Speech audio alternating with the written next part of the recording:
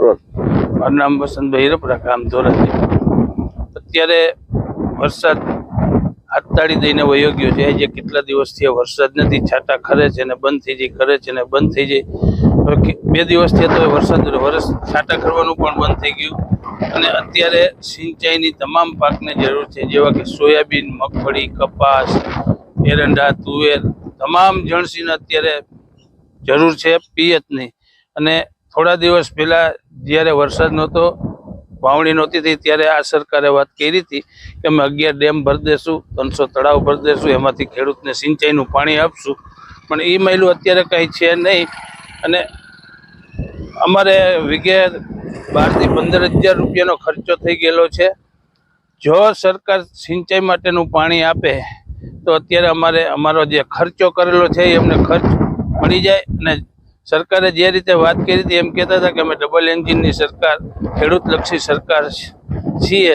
તો ખેડૂતલક્ષી સરકાર હોય તો ડેમમાંથી પાણી અમને એક પાણના અત્યારે આપે તો અમારો જે પાક, ઊભો પાક છે એ નભી જાય. અને અત્યારે હવામાન નિષ્ણાતોએ પણ ના કાપી કરી દીધી છે કે ભાઈ અત્યારે હવે સુપર અર્લીનો શરૂ થઈ ગયો છે, એની જે પ્રક્રિયા છે એ બતાવવા માંડ્યો છે.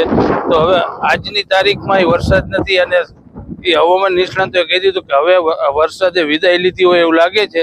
જો ખેડૂતના નસીબમાં હોય અને જો પાછળથી 20 દિવસ કેળે વરસાદ આવે તો વાત અલગ છે. પણ હવે અમે હવામાન નિષ્ણાતો એવું કહી રહ્યા છીએ કે હવે વરસાદ નથી, એટલે જેમ બને એમ સરકાર સિંચાઈનું પાણી ખેડૂતોને આપે, જેટલું હોય એટલું એક પાણ અત્યારે આપે ને તો ખેડૂતનો ઊભો મૂળ છે એ પાકી જાય અને ખેડૂતના ખર્ચાના પૈસા નીકળી જાય. બસ એ જ મારે કહેવાનું.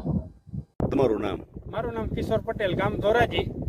અત્યારે હવામાન નિષ્ણાંત એમ કહે છે કે અલનીની અસરને હિસાબે અત્યારે કોઈ વરસાદની શક્યતા નથી. અને કદાચ કુદરતી કોઈ પાછા ફેરફાર થાય અને જો વરસાદ સારા એવા થાય તો આપણા નસીબ. અને અત્યારે વાદળછાયા વાતાવરણના હિસાબે આ પાકમાં ઘણા રોગો છે, મોલોમસી, પછી સફેદ માખી, પછી આ થ્રીપ્સ, પછી સુકારો મગફળીમાં, સફેદ ફૂગ, કાળી ફૂગ જેવા આ વાદળછાયા વાતાવરણના હિસાબે રોગો છે.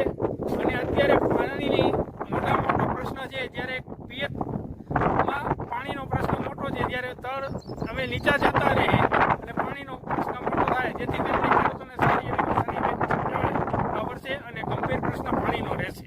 હાલ ક્યાં પાકોને નુકસાન જઈ શકે છે? એરંડા, કપાસ, મગફળી, આ જે લાંબા સમયના પિયત છે એને મોટી નુકસાની જાય, કારણ કે પછી પાછળથી કોઈ પિયત મળી શકે એવી જગ્યા છે નહીં. વીઘે કેટલો ખર્ચો કરવામાં આવેલો છે? વીઘે 10 થી 12 હજારનો